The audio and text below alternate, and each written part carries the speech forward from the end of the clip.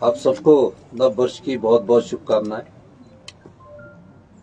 आप 2 वर्ष पहले का हमारी सरकार का कार्यकाल 11 दिसंबर को पूर्ण हुआ है और पिछले कल ही बीता वर्ष जो है वो बीत चुका है।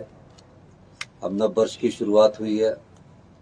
2 वर्ष में जो पिछला वर्ष था उसमें आपका बहुत सहयोग भी रहा और समय समय पर आप जनता को अपनी जो सरकार की नीतियां हैं उससे अवगत भी करवाते रहे।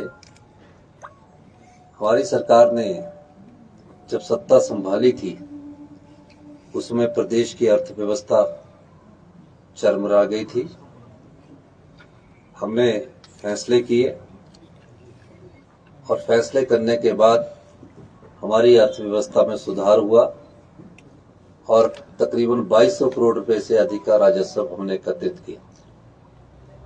सभी सोर्सों से हमारी जो आय है, जो हिमाचल प्रदेश का अपनी आय है, वो तकरीबन 14,000 करोड़ से 16,000 करोड़ रुपए के बीच में रहती है।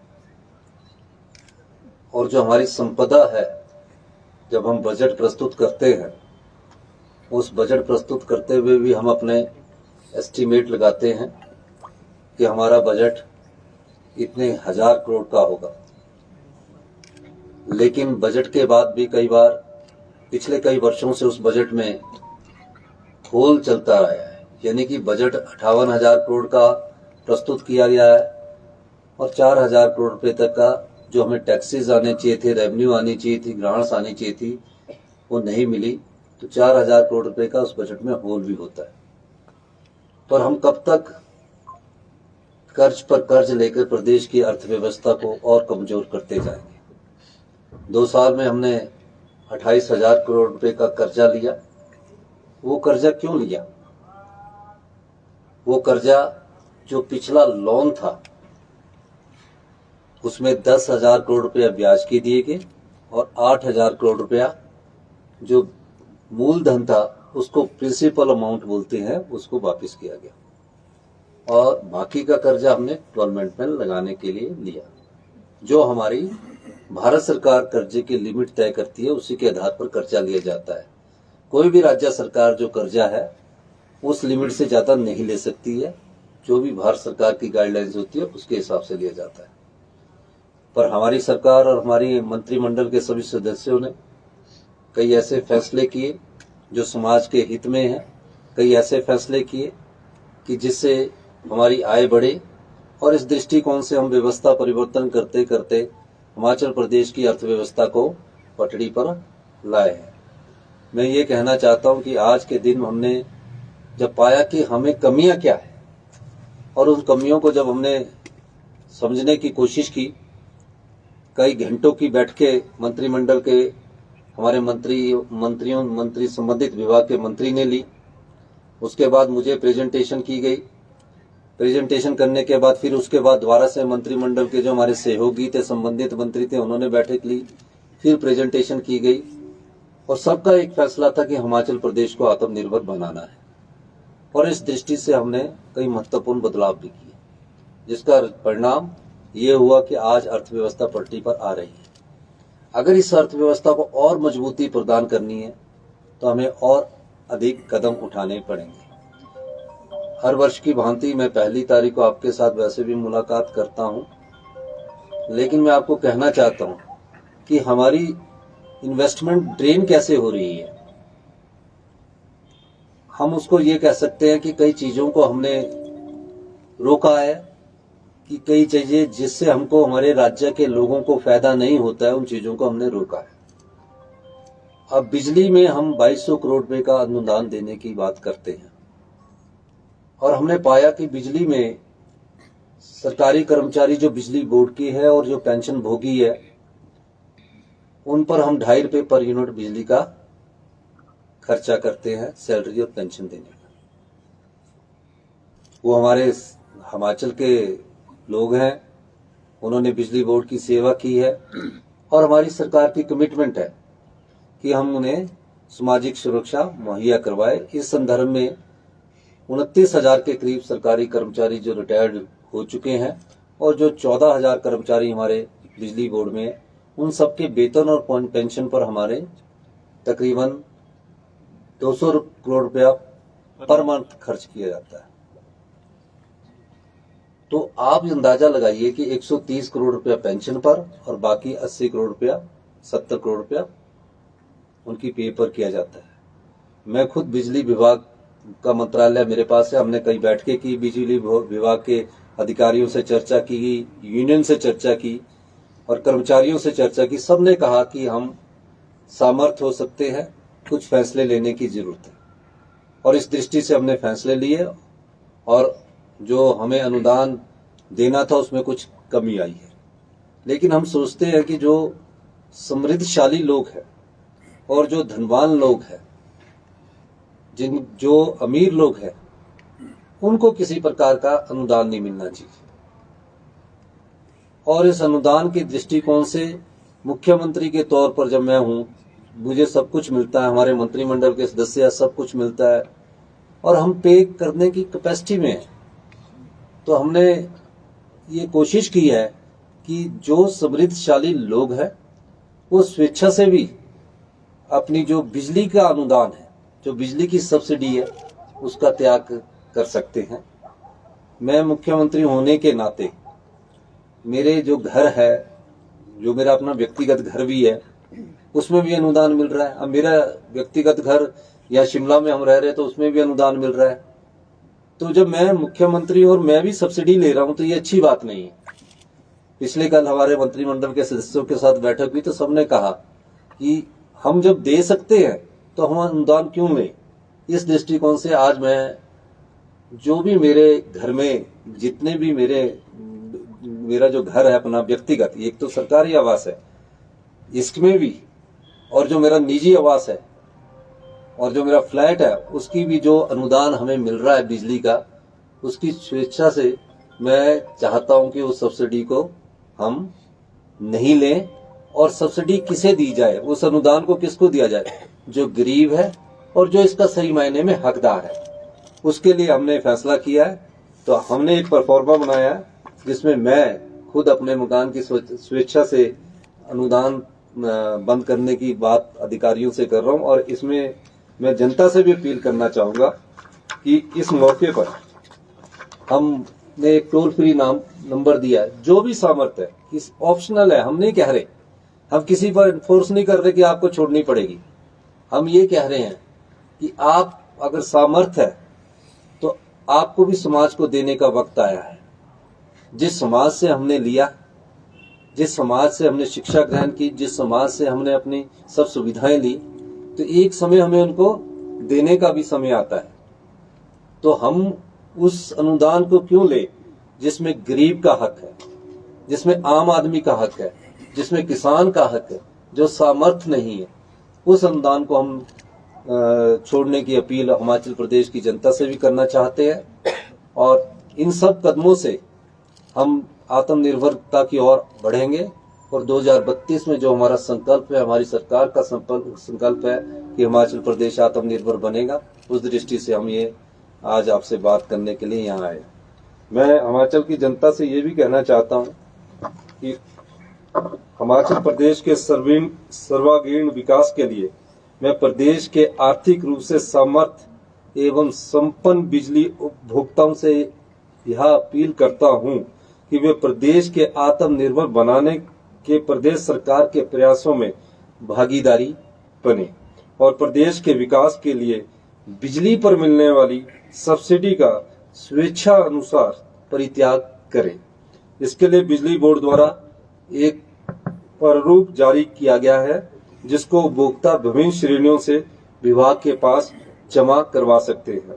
बिजली बोर्ड के ऑनलाइन पोर्टल पर वो स्वेच्छा से बोल सकते हैं कि हम आपका अनुदान नहीं लेना चाहते। 1100/1912 पर फोन करके बोल सकते हैं। आपके पास के जो जेई का सेक्शन है या एसडीओ का विद्युत उपमंडल है, उसमें जाकर बोल सकते हैं। उपभोक्ताओं का यह कदम प्रदेश के विकास के लिए एक महत्वपूर्ण पहल होगी, ये मेरी अपील है। और एक बिजली बोर्ड ने जो हम स्वेच्छा से ये घोषणा कर रहे हैं कि हमको छोड़नी चाहिए, उसका एक परफॉर्मा बनाया है। उस परफॉर्मे के अनुसार ये हमारा परफॉर्मा है। इस परफॉर्मे को भरकर बिजली बोर्ड के जो स्वेच्छा से छोड़ना चाहे उस दृष्टि से परफॉर्मा भरा जाएगा।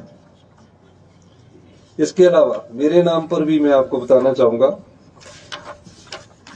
मैं ठाकुर सुखविंदर सिंह, जिसमें मेरे नाम से जो मेरे फादर का नाम लिखा है, 1 2 3 4 5 बिजली के मीटर हैं मेरे नाम से, नंबर वाइज 5 बिजली के मीटर हैं।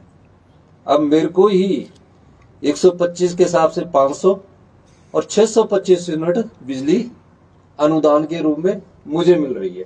ये मैं इसलिए बताना चाह रहा हूं कि एक परिवार में किसी समृद्धशाली व्यक्ति के पास, मैं प्रदेश का मुख्यमंत्री होने के बाद 5 मीटर में 625 यूनिट बिजली विभाग से अनुदान के रूप में ले रहा हूं।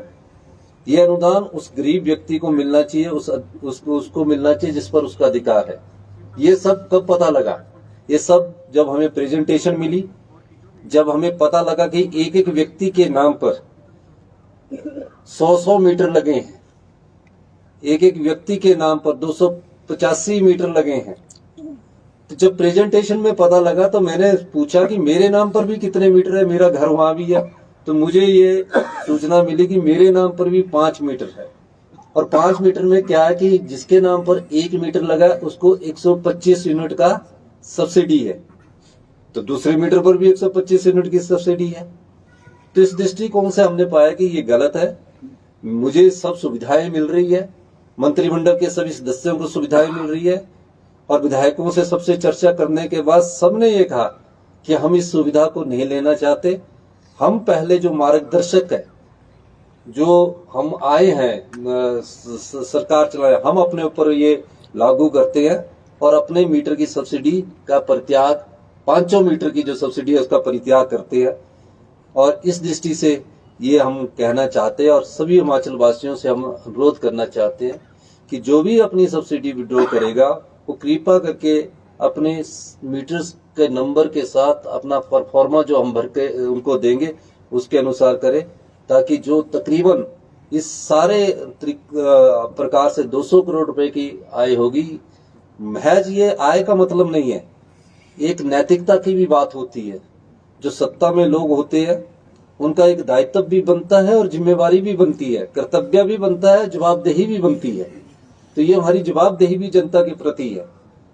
तो जिन लोगों को अनुदान देना होगा, हमारी सरकार उन लोगों को अनुदान देगी। मैं बिजली विभाग के सभी अधिकारियों का, कर्मचारियों का भी बहुत बहुत धन्यवाद करना चाहता हूं कि, और यूनियन का भी, कि उन्होंने कुछ फैक्ट्स हमारे सामने लाए हैं। अभी कुछ और फैक्ट्स हमारे सामने आ रहे हैं। ऐसे लोग जो 20-20 मीटर लगा के रखे हैं, मकान एक ही है लेकिन मीटर 20 लगे हुए हैं। तो इन सब दृष्टिकोण से काफी पैसा हमारा जो बिजली के अनुदान के रूप में जाता है वो बचेगा। यही मैं आपको कहना चाहता हूँ। आपका बहुत बहुत धन्यवाद। ये फैसला हमारे मंत्रिमंडल में अनौपचारिक चर्चा के दौरान कल भी हुआ, विधायकों से हमारी सबसे बात हुई और यह हमने फैसला किया। आपका बहुत बहुत धन्यवाद।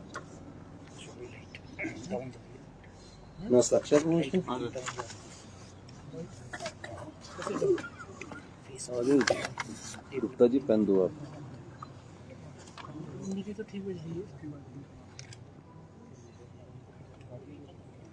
कर गया 1-1-25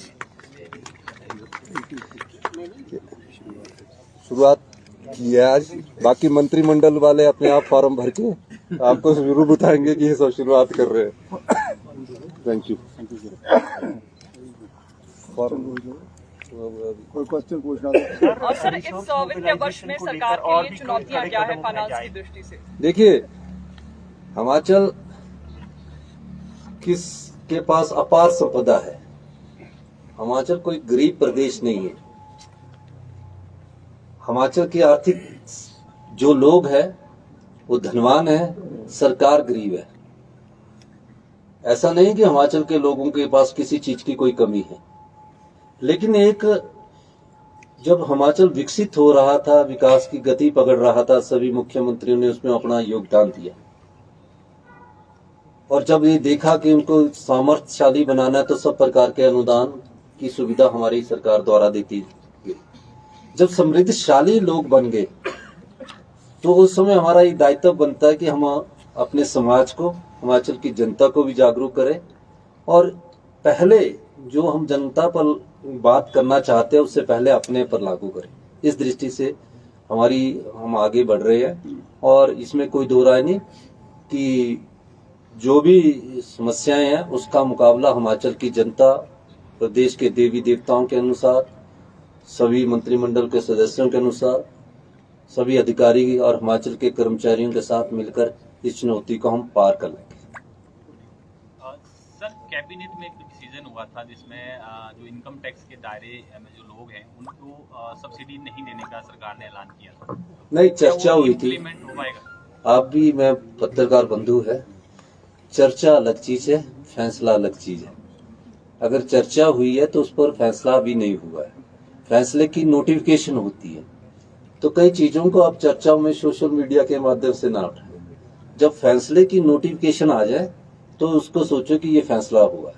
आज हमने फैसला किया है कि मैं पहले अपनी अनुदान को परित्याग करूंगा। 1 ही मीटर नहीं कि मैं अपने आप ओवर का कर रहा हूँ। जब मुझे ही पता लगा, मुझे नहीं पता था कि मेरे पास इतने मीटर लगे हुए। अब मुख्यमंत्री के पास 4-5 मीटर है तो हम तो पिछले 25 सालों से मीटर लगे हैं। कोई गौर नहीं करता था, उसमें फटाफट मीटर मिलता था। तो इसलिए जब चर्चा के बाद जब तक फैसला नोटिफिकेशन के माध्यम से नहीं आता तब तक हम उसको सही ना माने। ये भी पूरा करेंगे। तो अभी तो अर्थव्यवस्था पटरी पर आ रही है। और सर, 2 सालों के कार्यकाल में हमने देखा कि मंत्रिमंडल के सदस्यों की भी एक शिकायत थी कि मुख्यमंत्री सुनते नहीं है। अब सुनेंगे? ये तो मेरे को पता नहीं।